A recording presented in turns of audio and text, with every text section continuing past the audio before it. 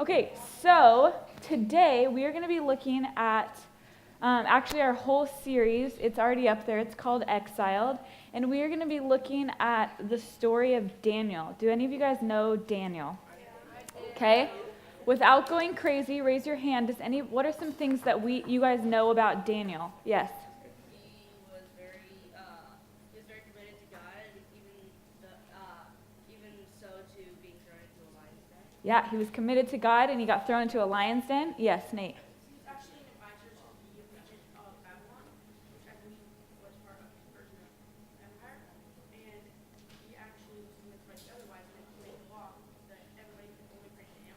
And Daniel was taught to God, and so they threw him into the lion's den. Yep, that's good. What about you? You were here last night. He interpreted signs, yes, and dreams. What else? Anybody else know anything about Daniel?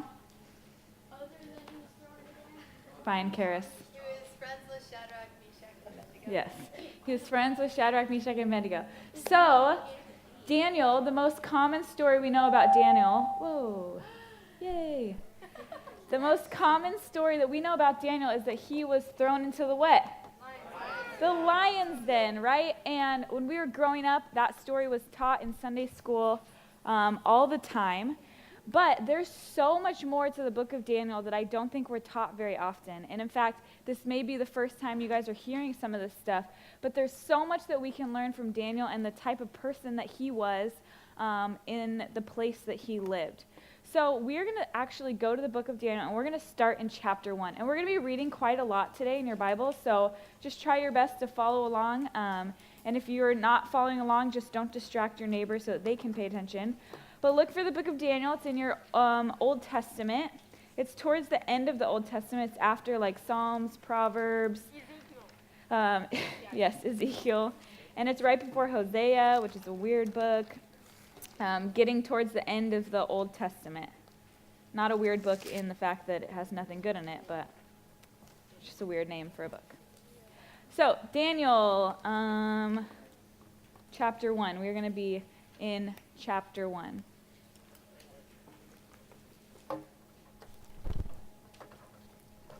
All right, if you were there, say, I am there. There. If you are not, say, I am not there. I am not there. All right, we'll wait for you. I always think it's weird that half of you say I'm there, but then you also say I'm not there. So I'm just like, what's going on?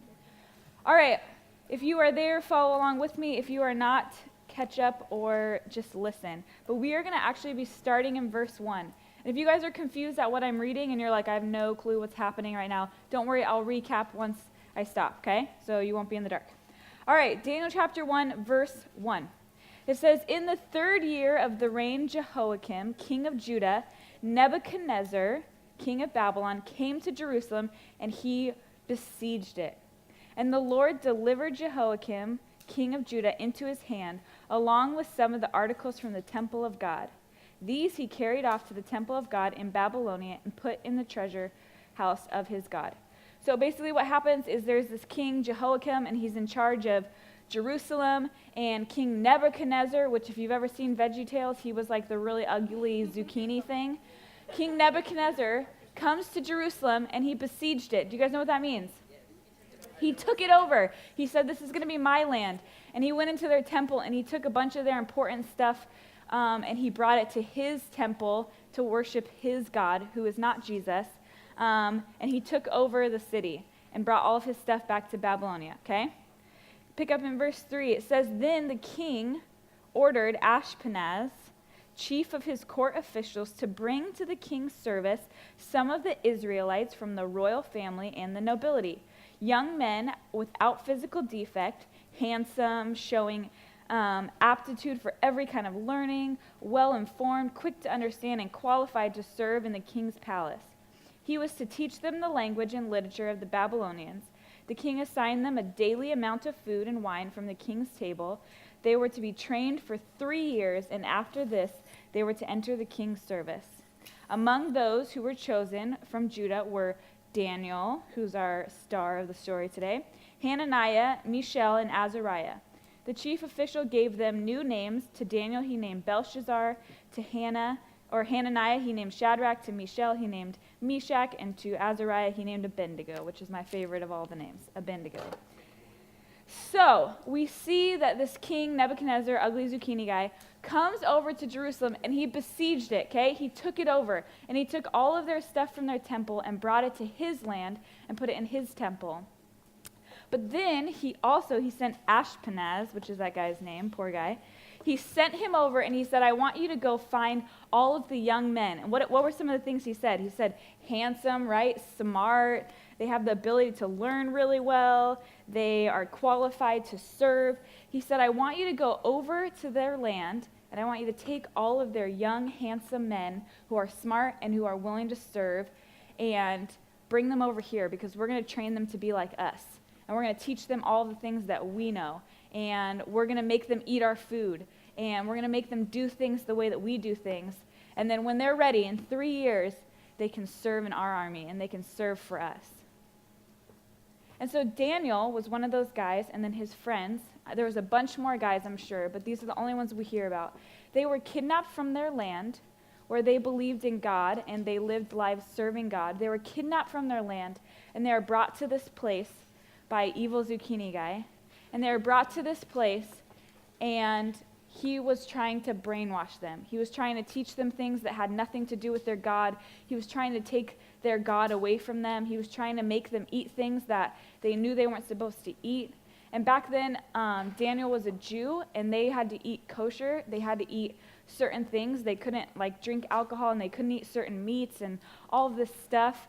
And Nebuchadnezzar was like, you guys are going to eat this stuff for 3 years. You're going to learn our beliefs, and you're going to learn our religion. And Daniel was taken to a place that did not honor God at all.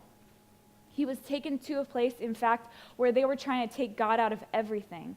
But that's what Daniel believed. Daniel believed in God, and he followed God. But he was taken to a place where they were trying to take God out of everything. He was in a place of exile, and he was taken to a place where he wasn't allowed to worship his God the way he's always done. He was asked to do things he knew he wasn't supposed to do. He was asked to believe in things that he didn't believe in. And Daniel was taken to a place that was not honoring God. And the reason I wanted to look at this particular story is because I don't know if you guys have noticed, but the world that we live in is slowly becoming the same thing. It's becoming a place that doesn't honor God. It's becoming a place where everyone's trying to, in fact, take God out of things. They're trying to take God out of your schools, where you can't say certain things at school. You can't do a prayer at school. They're trying to take God away from your school. They're trying to teach you things that go against what we believe. People all over the world are not honoring God by the way that they live their lives and the things that they do. I mean, if you just turn on our TV, for goodness sake, there's so many things that don't honor God.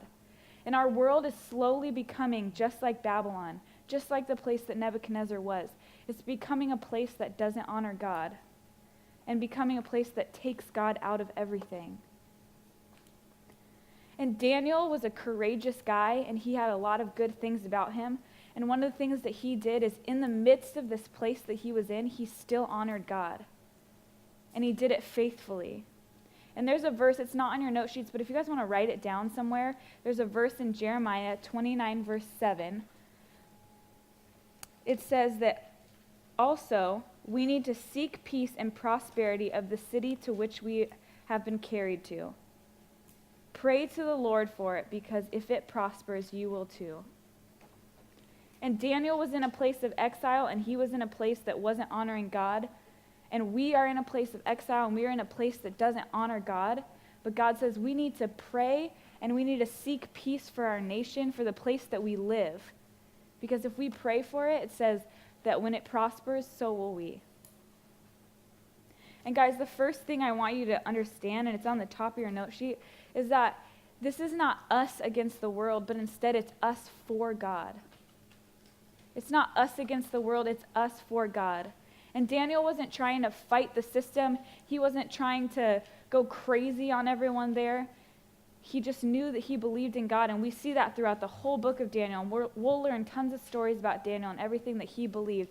But it wasn't it's not us against the world. It's not us fighting against the world, but instead it's us fighting for our God and fighting for what we believe in. And so today I want to look at how Daniel responded in this situation and how Daniel still honored God in a place that doesn't honor God. And that's what our talk is called today on the top of your note sheet. It says, honoring God in a world that doesn't. And how can we honor God in a place and in a world that's slowly becoming a place that hates God and becoming a place that doesn't honor God? So if you guys are still in Daniel, we're going to pick up again, and we are going to pick up in verse 8. So we see that Daniel is brought to this place, and they're starting to be asked to eat all this stuff that they're not supposed to eat, right? And learn all these things that they don't want to learn. And in verse 8 it says, "But Daniel resolved not to defile himself with royal food and wine, and he asked the chief official for permission not to defile himself this way.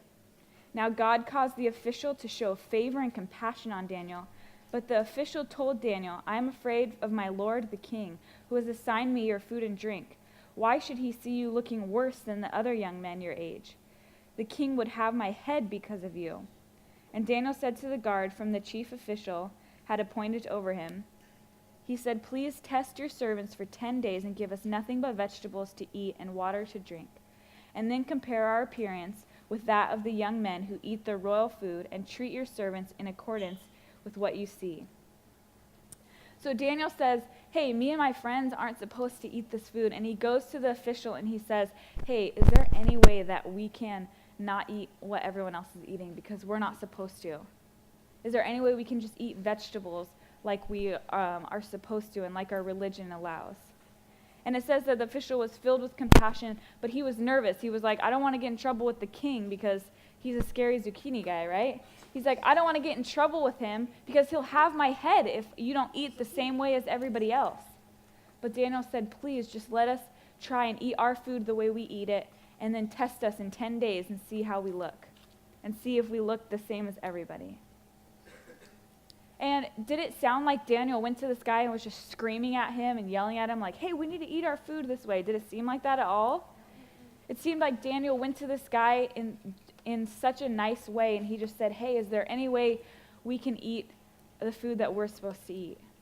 And so the first thing I want you guys to understand is that we need to be respectful. And Daniel was respectful to the authorities above him.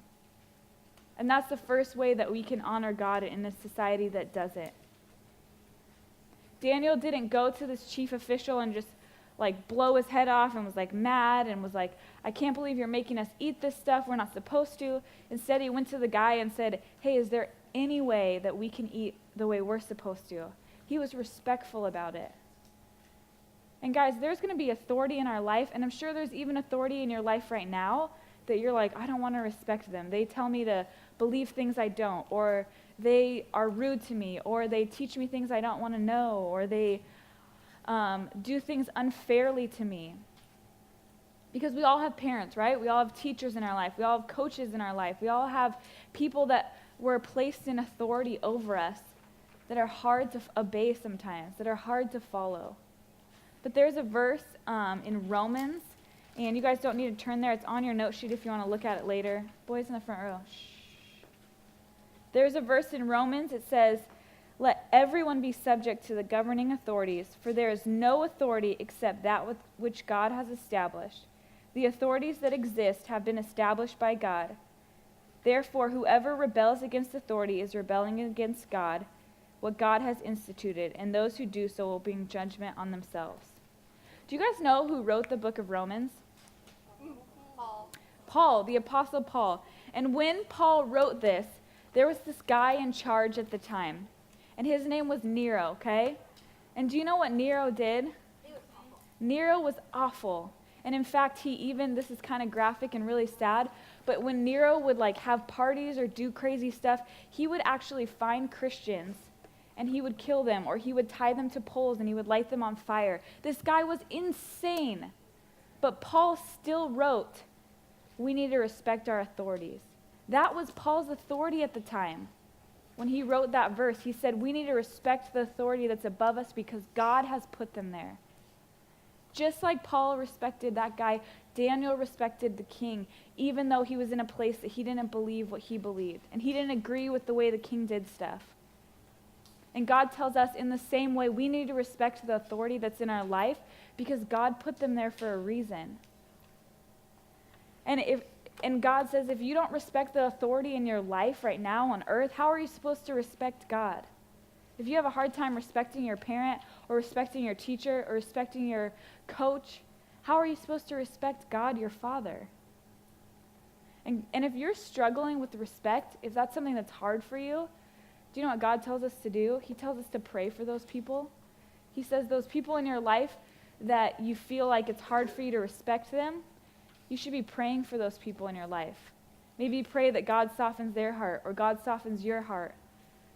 But God says the people you struggle with in your life, you need to pray for those people.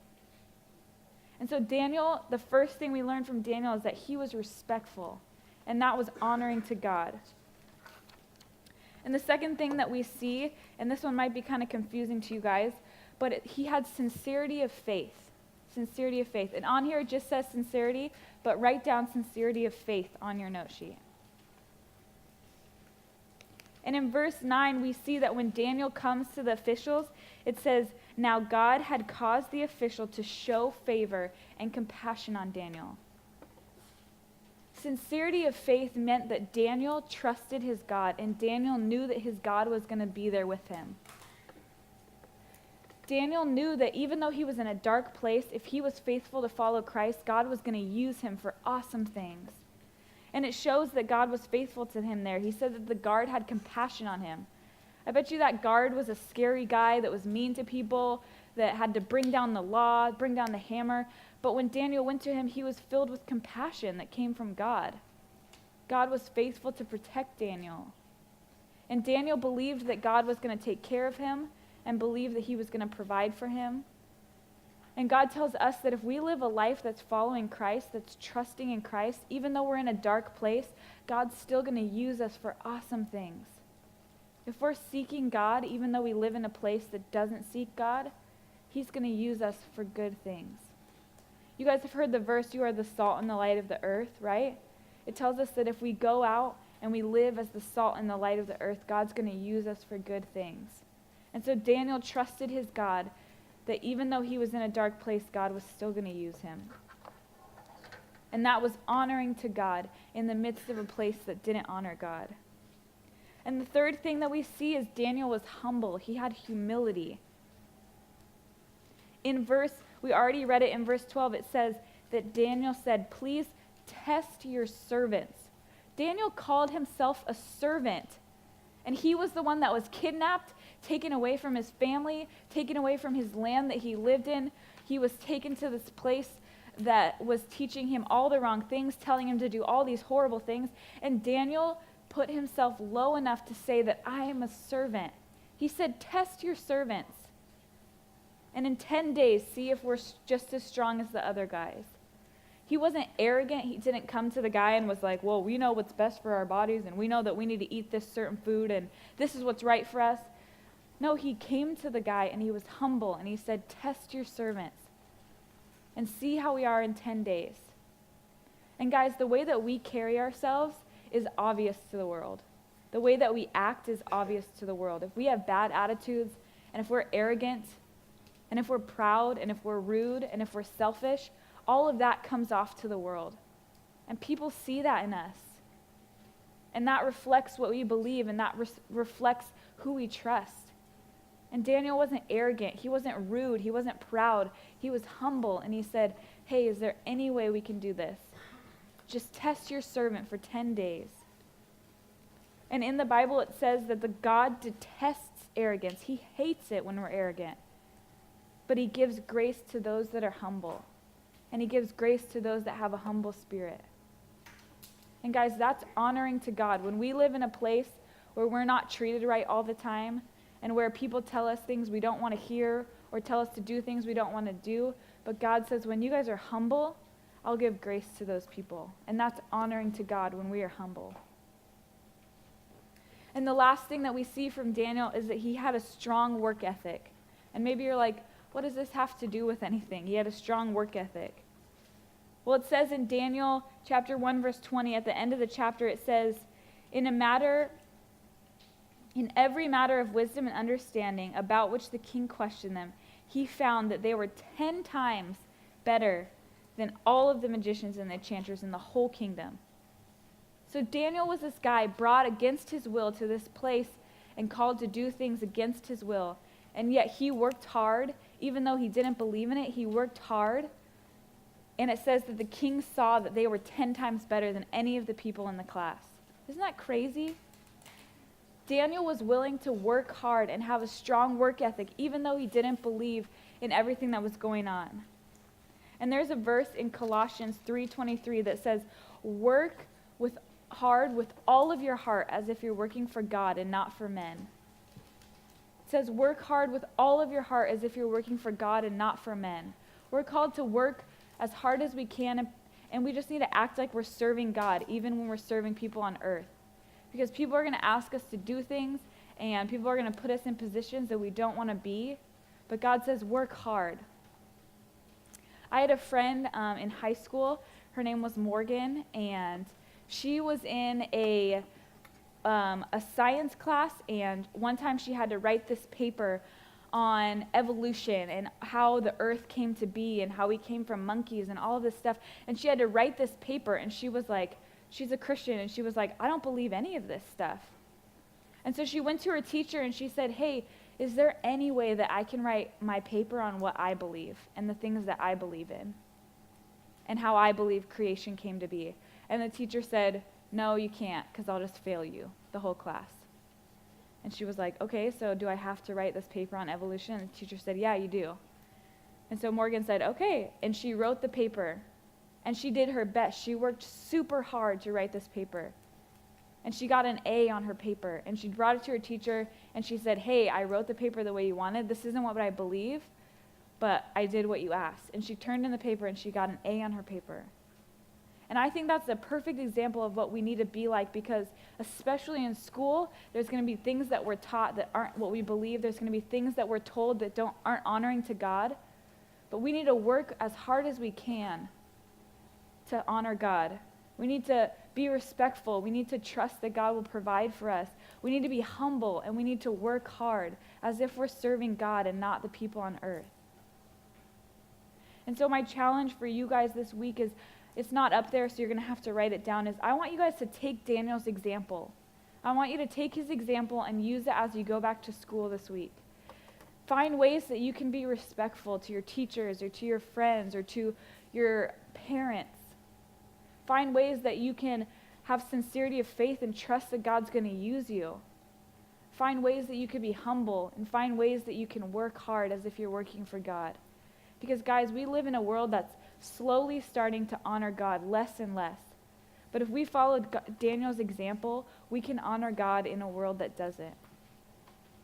So my challenge for you guys is to do your best this week at school to practice some of those things, to see how you can honor God in a world that doesn't honor God. Will you guys pray with me? Dear God, I just thank you so much for this time that we're here. I thank you for giving us your word and that we can learn so much from it, God. And I pray that you would be with us this week as we go to school. I pray that you would teach us what it looks like to be honoring to you in a world that doesn't honor you, God. And we love you so much, and we're thankful for this time. And in your name I pray. Amen.